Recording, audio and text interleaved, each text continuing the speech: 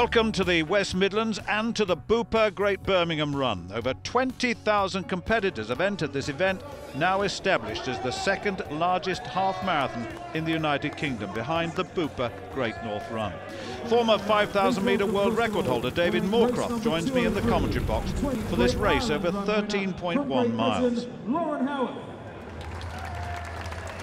Lauren Howarth of Great Britain, a medical student with a near recovery from injury, 48th place in the World Cross Country Championships at the beginning of this year. So recent form not so good, but certainly when you look at Gemma Steele, in very, very good form. 31st in the World Cross Country, winner of the race in 2011, holds the course record too.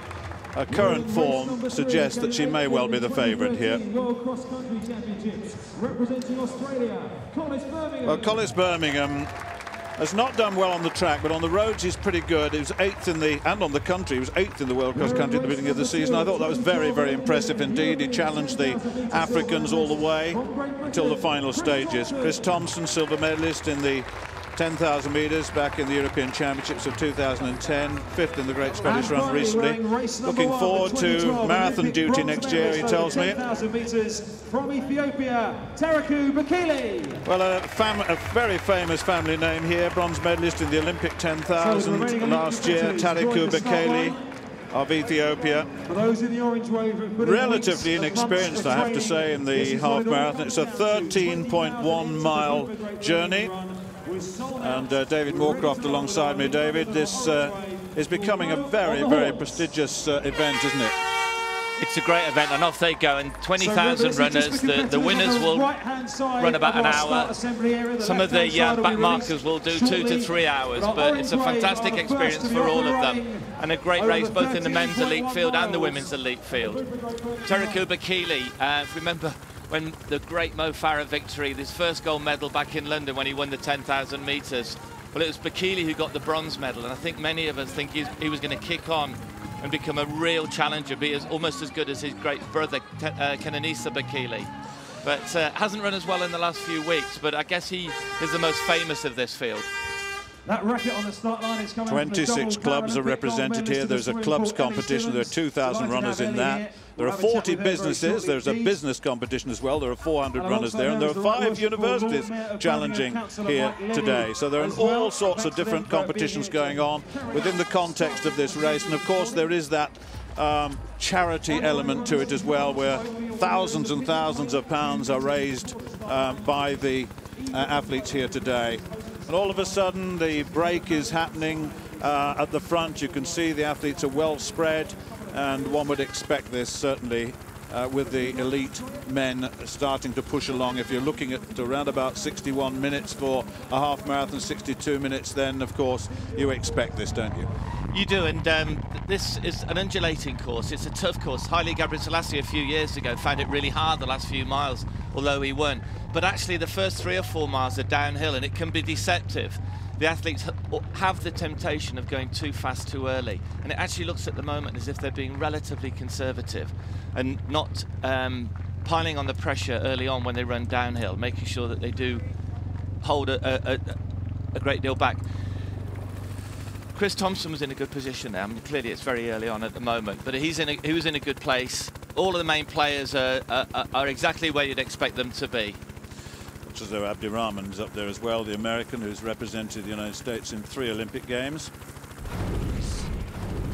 Let's have a look at the course. Starts off in Paradise Circus along Dudley Street, Sherlock Street, down Pershaw Road, 3 and 4 miles. Bourneville will be reached at 5 miles. Then they turn back along Pershaw Road, and at 8 miles they loop back and then on to the Edgbaston Road.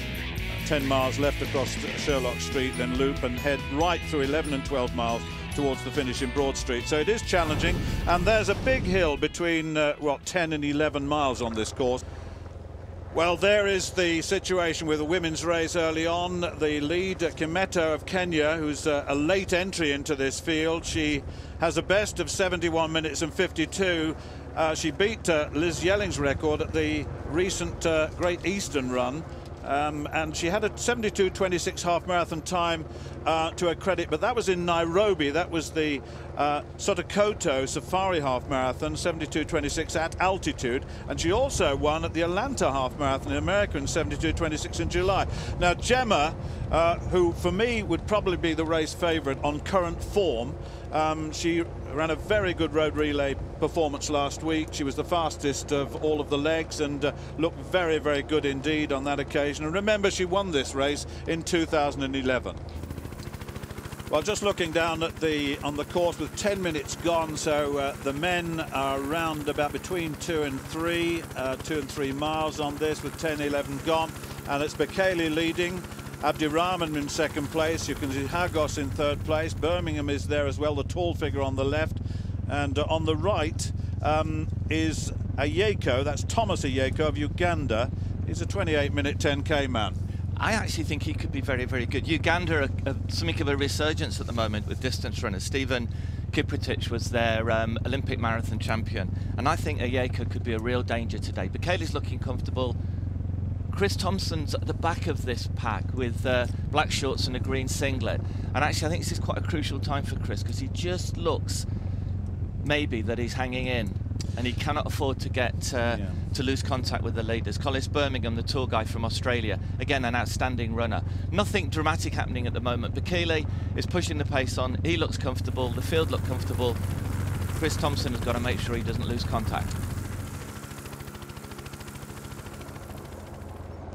Look at this. Gemma Steele is taking over the lead again from Purity Kometo, and Gemma, who really, as I said, was the winner of this race in 2011, 7th in the World Half Marathon Championships last year. She's building up to an attempt at a marathon, that's absolutely sure, and it might be next year. And she said also she might attempt the New York Half Marathon next year to build up to a marathon attempt.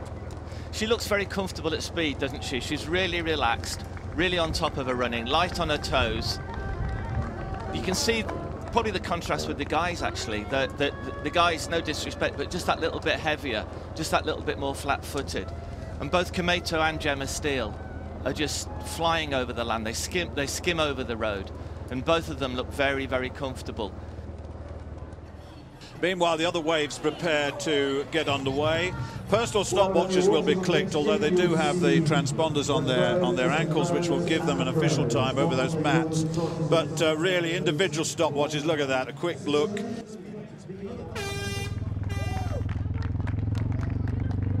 Chris Thompson looks to me as though there's a little bit of a gap, and Collis Birmingham also a little bit of a gap. I would expect Birmingham to stay a little bit longer than this, but certainly Ayeko, 16th in the Olympic Games over 10,000 meters, so that was a pretty big baptism of fire, wasn't it, for him on the left in the green and black. But certainly Abdirahman on the right, as I said, of Somalian origin. He represents the United States now. 60.29 half marathon is his best, but he set that in 2007. Yeah, he looks good, and Bekele is piling it on. Bekele, I think, is just occasionally accelerating, which then just, you know, creates the gap with Chris Thompson at the back. Ayeko looks brilliant, and you can see the contrast really. Ayeko's really relaxed. No problems on his face. His shoulders look comfortable. Chris at the back, just slightly head back, shoulders a little bit raised. Okay, now downhill, and he's got back into contention. But these are the crucial parts of the race, and this is when Bekele is really playing cat and mouse with the field. It's difficult to tell on the camera, but going downhill, he'll pile it on. But then when there's a little bit of an uphill, he'll just test the field, just see whether they've got anything left in the tank. And he's conscious that Ayeko's on his shoulder. Ayeko's doing none of the hard work. He's very comfortable in that position. I'm sure that he has no intention of leading for many, many miles yet. But it's the cat and mouse stage of the race at the moment. Fascinating. Yes, indeed. We're between 4 and 5 miles here. And just to say that we've got a little bit of a problem with the computers at the moment to give you the schedule that they're on. So we'll do that as soon as we can. If we can see, we'll give you an unofficial time as we see one of the mile markers on the side. We'll do it that way. And this is Gemma Steele now, and look at that, there's a little bit of a gap, and look at that little uphill piece, and the Kenyan is suffering a little bit there. You can see her shoulders are tightened, her stride length has diminished somewhat, and Gemma, who looks so confident, doesn't she? I like her attitude. I like the way in which she gets stuck into a race. She wants to race and says, I want to win it, and that's a really good attitude. I think she'll do well over the marathon eventually. And I think it's just 3 or 4 miles into the race, but once you create that gap, and Gemma knows it, you've got to take advantage. And Gemma probably wouldn't have wanted to pile it on quite at this point, but having created a bit of a gap, you've got to take the initiative, you've got to destroy the opposition, you've got to take control of the race, and she's doing that. She did it in a slight uphill section of the race. Now she's piling on downhill. Bekele on the left, he's there. So is Ayeka. That's Thomas Ayeka of Uganda with the green, the 2 greens. Collis Birmingham is there. So is Abdirahman, the American. This is his 4th half marathon this year, incidentally. On the light blue on the right, the tall figure of Collis Birmingham.